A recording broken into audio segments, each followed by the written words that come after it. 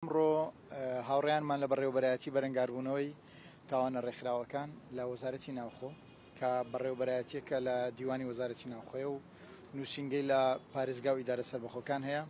پێشەنگایەکی باشیان لێرە کردبووە و لە دهۆک چالاکێشی زۆر باشە بوو لە شارەکانی دیکەش بە هەمان شێوە.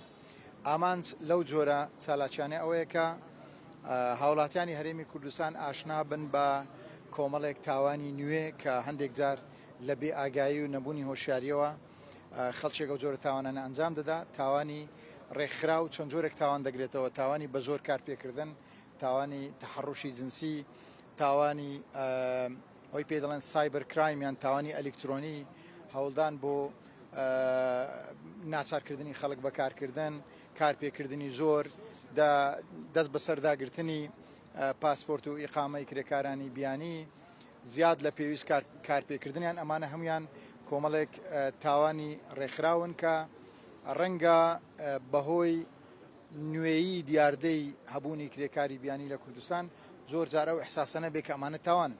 ئێمە مەبەستمان بۆ ئەمڕۆ لەو پێشەنگایە و لە وتەکەی خۆشم لەوێ بە پێم وابێ بەڕوونی قسەم لەسەرەوە کرد کە ئەمانە تاوانن و حکوومەتی هەرێمی کوردستان زۆر بە توندی لەسەریان دەوەستێ، چونکە مەبەستمانە کە هەرێمی کوردستان شوێنێک بێ ڕێزی مرۆڤ هەموو جۆرە، کە دەڵێن مرۆڤ مەبەستم هەموو ئەوانەیە کە وەکو ئێمە مرۆڤن بەدەر لەوەی کە هەڵگری چ ناسنامەیەکن، هەڵگری چ پاسپۆرتێکن، هەڵگری چ ئاین و نەتەوە ئاینزایەکن، لێرە دەبێ وەکو مرۆڤ مامەڵەیان لەگەڵ بکرێ و مامەڵەیەکی مرۆڤانیان لەگەڵ بکرێ.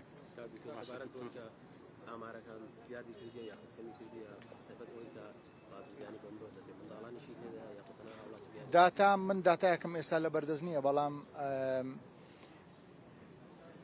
تاوانی جۆرا و جۆر هەیە، داتاکان بەرز نین، چونکە وەکو باسم کرد دیاردەکە نوێیە،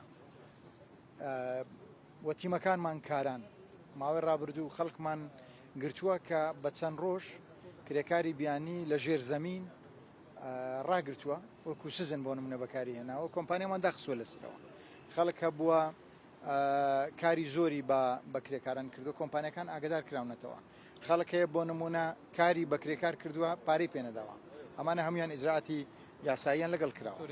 سەردارم زوومی و لێر سەبارەت بۆ تاوانانی کە ئێستا لە سلێمانیە گوزەر لە ڕۆژی ڕابردووش هێزی چەکدار کە کاسب کار دەکوژن لە نێو بازارداوە ڕۆژ بە ڕۆژ ئەم حاڵەتە دووبارە بوونێ بە تایبەتی لە سنووری پارێزگای سلێمانی. ئێوە چیتان کردبووە ئەو هێزە چەکدارانە و وەزارەتی ناوخۆ؟ وازەحە پاراستنی شار و شارۆچکەکان ئەرچی پۆلیسە، ئەرچی پۆلیسە، پۆلیس بەرپرسە لە ئەمنی داخلی، لە هەندێک باردا بۆ هەندێک جۆری تاوان ئاسایش دەتوانێت دەستێوەردان بکە یان بەشدار بێ لە بەرەنگاربوونەوەی تاوان. هیچ جۆرە هێزێکی دیکە بۆی نییە، وەلا شوێنەکە بێ خراپە، کاریگەری خراپی لەسەر سەقامگیری و شوێنانە دەبێ ئەو هێزانی دیکە کە هێزی عسکەرین دەبێت لە دەروی شارەکان بن، وازەحە ئیشی پێشمەرگەچیە بۆ نمونە بە هەموو لق و بەشەکانی ئەمانە پارێزەری کوردستانن، دەبێت لە سنوورەکان بەرگری لە کوردستان بکەن. ئیشی پۆلیسە، ئیشی ئاسایشە، ئەمنی داخلی شارەکان پارێزێ. پرسیاری لەسەر بازرگانیکردن بە جەستەی مرۆڤ لە ماوەی ڕابردوودا چەند جارێک چەند هەواڵێک سەرم بابەت هەبوو لە هەرێمی کوردستان، کە ئێستاکەس لەسەر بازرگانیکردن بە جەستەی مرۆڤ بە ئەندامان جەستەی مرۆڤ دەزی کراوە لە هەرێمی کوردستان و زۆرترین بازرگانی بە مرۆڤ چ جۆرێکەدا؟ ئێمە باسم کرد کە بۆ نمونە دیاردەی فرۆشتنی کلیە یەک لەو مشکلانەیە کە هەیە، لیژنەیەکی باڵا لە وەزارەتی تەندروستی هەیە کە نوێنەری زۆر لایەنی تێدایە. هەندێک هاوڵاتی پێویستیان بە گۆڕینی کلیە هەیە، هەنی بۆ نمونە هیچ کام لە کلیەکانی وەکو ئینسان ناتوانانی بیژیانی، خەڵک هەیە کلەی خۆی دەبەخشێ بە ناوی بەخشین، دێتە پێش ئینجان لێکۆڵینەوەی باش دەکرێت بۆ ئەوی بزاندرێت کە ئەمە بازرگانی تێدا نەکراوە. مەسەلەی کلیە یەک لەو بابەتانەیە کە تەرکیز زۆری لەسەرە، بەڵام لیژنەیەکی باش لە وەزارەتی تەندروستی هەیە، سەرکاری لەگەڵ ئەو بابەتانە هەیە، پێویستی بە ڕەزامەندی مەجموعەیەک دامەزراوە هەیە، اینجا دەتوانرێت ئەو جۆرە عملیاتانە بکرێت.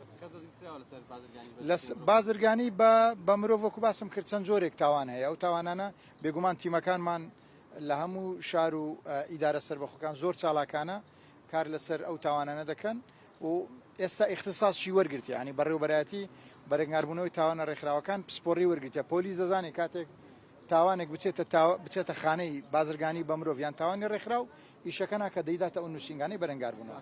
پرسیارش سەبارەت بە دەستبەسەرکردنی چەشی بۆمەڵەت ئەم بابەتە بە شوێگەی دوا لێسادا هەوڵەکان چین بۆ ئەمە بەردەوامیە پرۆسەکە؟ بڵێ ئەمە دوێنێ بەرنامەی شوێن پەنجە لە کوردستان 24 بەرنامێکی زۆر باش لەسەر مەسەلەی هەنگاوەکانی حکومەت هەرێمی کوردستان بۆ کۆنتترۆلکردنی چەکی بێمۆڵەت و بۆ کۆنتترۆلکردنی چەک بەگشتی پێشکەش کرا. هەتا ساڵی ڕابردوو بواری بۆ ماوەی ساڵێک بواری تۆمارکردنی چەکی بێمۆڵەت هەبوو کە لە تەمووزی ڕابردوو ئەو بابەتە کۆتایی هات. ئێستا هێزەکانی پۆلیس و ئاسایی دەست کراون لە هەر شوێنێک چەکی بێمۆڵەتە بێ لە هەر شوێنێک چەک هەبێ دەچن چێک دەکەن. ئەو چەکە مۆڵەت دراوە یان بێمۆڵەتە کە بێمۆڵەت بێ دەدرێتە دادگا و بە جوێرەی مادەی 15 لە یاسای چەک مامەڵیان لەگەڵ دەکرێت. ئەگەر بڕۆن ئێستا لە دادگاکان ئێوە داتاکان وەرگن ڕۆژانە خەڵک حکم دەدرێت لەسەر ئەوەی دەمانچێکی پێ بووە تاپڕێکی پێ بووە سیلاحەکی کراشکۆفێکی ژەنگاوی پێ بووە. بەڵام لەبەرەوە ئیعلام متابعەی دادگاکان ناکە لەبەرەوە زۆر جار هەز دەکەن یاسای چەک جێبەجێ ناکرێت. بڕۆن لە دادوەرەکان پرسن بزانە ڕۆژانە خەڵک دەنێردرێتە سزن و غەرامەش دەکرێت لەسەر بەجێرەی مادەی 15 لە یاسای چەک.